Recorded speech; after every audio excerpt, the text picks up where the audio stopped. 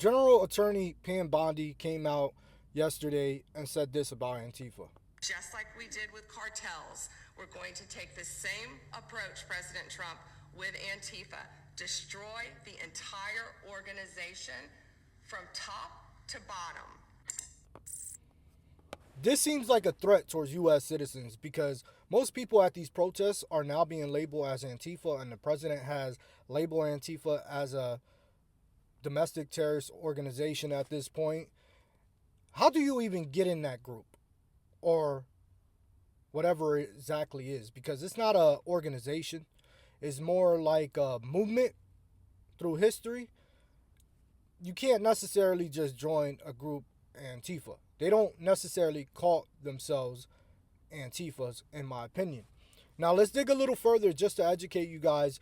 The term Antifa is short for anti-fascist. It is used both by its adherents and its foes. In general, people who identify as Antifa are known not for what they support, but what they oppose. Fascism, nationalism, far-right ideology, white supremacy, authoritarianism, racism, homophobia, and xenophobia.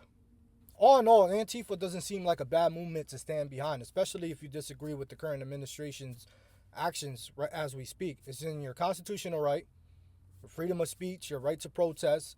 Now, the other day, Stephen Miller, the deputy chief of the White House, said the words out loud before choking up on national TV. He said Donald Trump has planetary authority. If that doesn't fall under fascism and authoritarianism, I don't know what does at this point.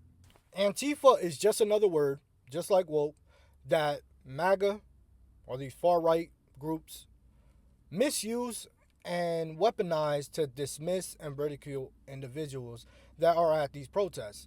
And what Pam Bondi, in my opinion, how I interpret it, she's going to treat Antifa as they did with the cartels. And you see how that turned out. That sounds like a direct threat, people's lives being threatened. So if you're at these protests, you got to be very careful because they might just put you under the box as Antifa. And that is concerning. That's just another loophole for them to target U.S. citizens. With that being said, guys, like this video, comment, repost, share, and as always, follow me. Get him, Puffy Lion, dog.